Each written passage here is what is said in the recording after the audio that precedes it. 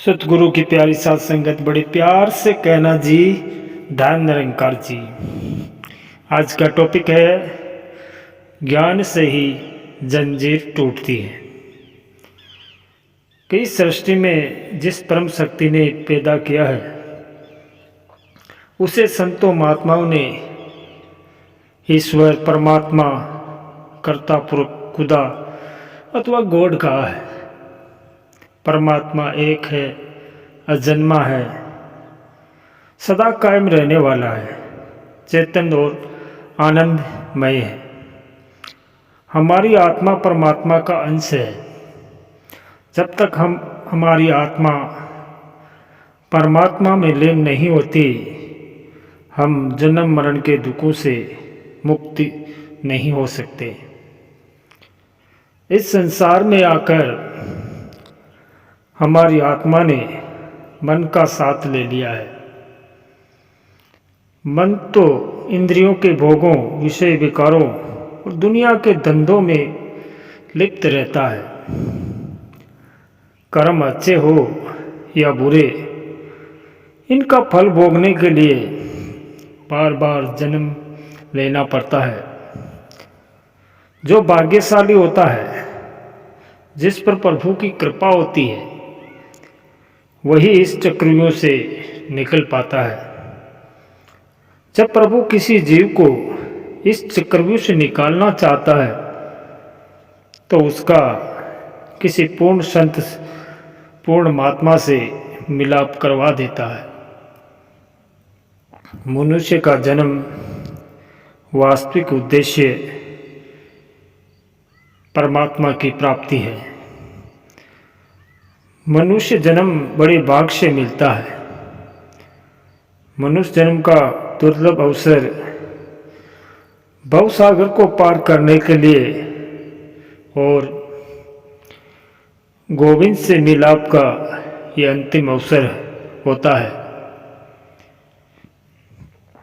जीवात्मा को आवागमन के चक्कर से बचाने के लिए पूर्ण महात्मा की शरण लेनी पड़ती है। और सत्संग के बिना विवेक नहीं है। कि बिना सत्संग विवेक न हुए, कि सत्संग के बिना विवेक नहीं, अर्थात ज्ञान का बोध नहीं होता है। और परमात्मा की कृपा के बिना सत्संग भी नहीं मिलता है। पूर्ण महात्मा के सत्संग द्वारा ही हमारे सारे भ्रम मिटते हैं और हमारे हृदय में सच्ची भक्ति जाग उठती है। आत्मा परमात्मा का अंश है, इसलिए यह अविनाशी और सहज सुख का स्रोत है।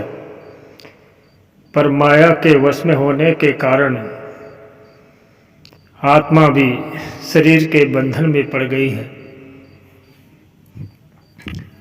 जीव अज्ञानता के कारण माया के मिथ्या भोगों के प्रति आकर्षित होकर आवागमन के चक्कर में फंस जाता है और अनंत काल तक दुख पाता है। जीव को जड़ चेतन की गांठ खोलने और माया से मुक्त होने के लिए कर्मकांड के अनेक साधन बताए गए हैं, पर उन साधनों द्वारा जीव माया से मुक्त होने की बजाय माया की दलदल में ही और अधिक दसता चला जाता है। इसलिए इन कर्म कांडों को मुक्ति का साधन नहीं माना जा सकता। अपने मूल रूप में आत्मा सूक्ष्म, शक्तिमान, प्रकाशमान है और इस लोक में विचरण करने के लिए उसे शरीर का सहारा लेना पड़ता है और मन भी शरीर के साथ ही होता है। मन माया का सूचक है और आत्मा को सत्य और असत्य के चक्कर में फंसाता है। समस्त जग के प्राणी माया के वश में हैं और इस माया में गुण, दोष और अविवेक आदि ने सभी जीवों को जकड़ रखा है, जिससे विवेक बुद्धि भ्रमित हुई रहती है। ये अपने असली अस्तित्व और जीवन के वास्तविक उद्देश्य से बेखबर रहती है। प्रभु और आत्मा के बीच अविवेक के कारण माया का पर्दा तना रहता है, जिससे जीव खुद को परमात्मा से अलग समझता है। सद्गुरु की शरण के सिवाय और कोई भी साधन हमें माया के बंधन से मुक्त होने से नहीं कर सकता। जो लोग काम, क्रोध, लोभ, मोह और अहंकार से ग्रस्त हैं, वे दुखों से घिरे रहते हैं। वे तो मानो अंधकार रूपी कुएं में गिरे हुए हैं। काम, क्रोध और लोभ तीनों अत्यंत प्रबल शत्रु है। लोभ से इच्छा होती है, मन कपट से भर जाता है। क्रोधी मनुष्य के हृदय और वचन कठोर हो जाते हैं। मन को निर्मल करने के लिए परमात्मा का बोध प्राप्त करना बहुत जरूरी है। जब विवेक और सुमति बढ़ जाए तो मन शांति की ओर बढ़ता है। केवल इंद्रियों के सुखों से हमें मन की शांति नहीं मिल सकती। मनुष्य की मानसिक अशांति और अनेक प्रकार के विकारों का संबंध हमारे मन से है।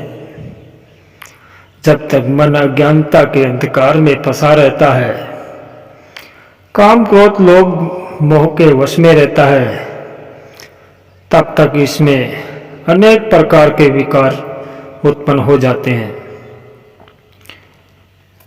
इन अवगुणों के कारण मनुष्य सर्वोत्तम योनि पाकर भी अत्यंत दुखी जीवन व्यतीत करता है।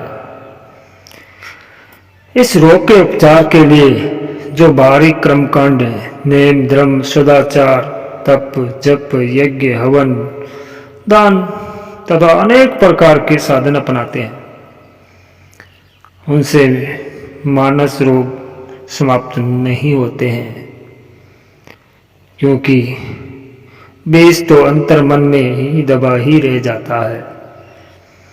मानस रोग को समाप्त करने का एक ही साधन है, वो है परमात्मा की कृपा से मनुष्य को सद्गुरु रूपी वेद्य मिल जाए और शिष्य सतगुरु के वचनों पर पूर्ण विश्वास करके गुरु चरणों में पूर्णतया समर्पित हो जाए। कर्म की जननी इच्छा है और इच्छा की पूर्ति के लिए मन में संकल्प उठते हैं, जो विचार या प्रेरणा का रूप धारण करते हैं, जिससे कर्म जन्म लेता है। इच्छाएं मन पैदा करता है। कर्म का वास्तविक जन्मदाता मन है। व्यक्ति के जीवन में कर्म का प्रभाव बहुत महत्वपूर्ण है।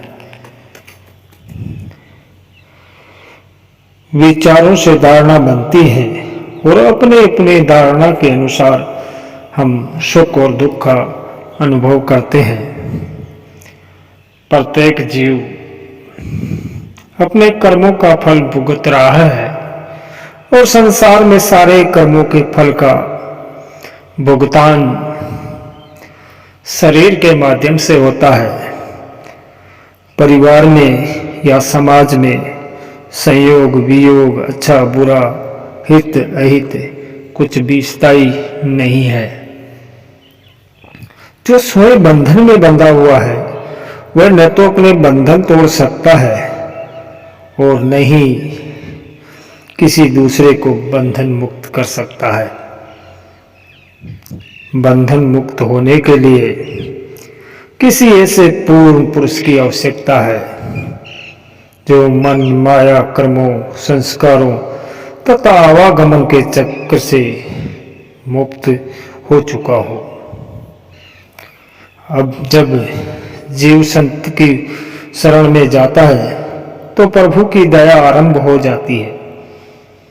प्रभु की कृपा से ही जीव के मन में माया के बंधनों से मुक्त होने का संकल्प पैदा होता है। पुण्य कर्मों और पाप कर्मों के सारे लेखों को पूर्ण सतगुरु एक ही क्षण में सूखी घास को लगी आग की तरह जलाकर भस्म कर देता है कि जैसे अग्नि सोने में पड़ी हर प्रकार की मलिनता को जलाकर राख कर देती है। इसी प्रकार सतगुरु के ज्ञान की चिंगारी से जीव के जन्म जन्म के कर्म संस्कार और कर्म फल समाप्त हो जाते हैं। कर्म के बंधन से मुक्त होने का साधन न तो श्रेष्ठ कर्म है और न ही कोई कर्म कांड या कोई बाहरी कर्म है। मनुष्य यदि इस दुर्लभ अवसर का लाभ नहीं उठाता है तो वह कृतज्ञ और आत्मघाती है। सतगुरु शिष्य के सारे बंधन काट देता है और आत्मा को माया मोह के भाव से मुक्त करके पूर्ण भाव रहित पूर्ण निर्मल रूप प्रदान करके परमात्मा में अभेद कर देता है। सत संगत जी, बड़े प्यार से कहना जी, धन निरंकार जी।